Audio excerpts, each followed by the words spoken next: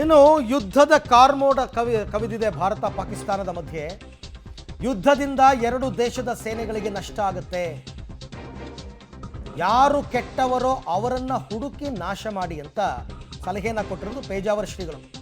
ಸರ್ಕಾರ ಕೂಡ ಕೂಂಬಿಂಗ್ ರೀತಿ ಕಾರ್ಯಾಚರಣೆಯನ್ನು ಮಾಡಲಿ, ಆ ಶಕ್ತಿಯನ್ನು ಸರ್ಕಾರಕ್ಕೆ ದೇವರು ನೀಡಲಿ.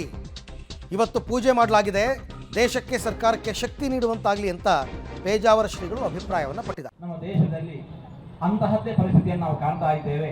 ಪರಶುರಾಮ ದೇವರು ಮಾಡಿದ್ದು ಇವತ್ತಿನ ಭಾಷೆಯಲ್ಲಿ ನಾವು ಅದನ್ನು ಹೇಳಬೇಕು ಅಂತಿದ್ರೆ ಕೂಂಬಿಂಗ್ ಹುಡುಕಿ ದುಷ್ಟರನ್ನು ಸಂಹಾರ ಮಾಡಿದರು. ಇವತ್ತು ಸರ್ಕಾರ ಅಂತಹದ್ದೇ ಕೆಲಸವನ್ನು ಮಾಡಬೇಕಾಗಿದೆ. ಪರಶುರಾಮ ದೇವರು ಇನ್ನೊಂದು ಕೆಲಸ ಮಾಡಿದರು. ರಾಮದೇವರು ಆವಾಗ ಅವತಾರ ಮಾಡಿದ್ರು. ರಾಮದೇವರ ಮೂಲಕ ಮುಂದಿನ ದೊಡ್ಡ ದುಷ್ಟ ಸಂಹಾರ ಕಾರ್ಯ ಆಗಬೇಕಾಗಿದೆ.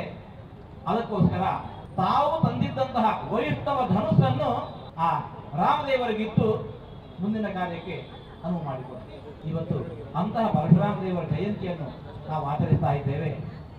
ಪರಶುರಾಮ ದೇವರು ಆ ದುಷ್ಟ ನಿಗ್ರಹದ ಪ್ರತೀಕ. ಬ್ರಹ್ಮ ತೇಜಸ್ಸು, ಕ್ಷಾತ್ರ ತೇಜಸ್ಸು ಮೇಳವಿಸಿರುವಂತಹ ಶಕ್ತಿ. 21 ಸಾರಿ ಭೂಪ್ರದಕ್ಷಿಣೆ ಮಾಡಿ ದುಷ್ಟರ ಸಂಹಾರ ಮಾಡಿದ್ದಾರೆ ಅಂತಂದರೆ ಅಂತಹ ಛಲದ ಪ್ರತೀಕ ಆ ಪರಶುರಾಮ ದೇವರ ಈ ಎಲ್ಲ ಗುಣಗಳು ಇವತ್ತು ಸಮಾಜದಲ್ಲಿ ದುಷ್ಟರ ನಿಗ್ರಹಕ್ಕೆ ತೊಡೆದಟ್ಟು ನಿಂತಿರಬೇಕಂತಹ ನಮ್ಮ ಸರ್ಕಾರವೋ ನಮ್ಮ ಸೈನಿಕರು.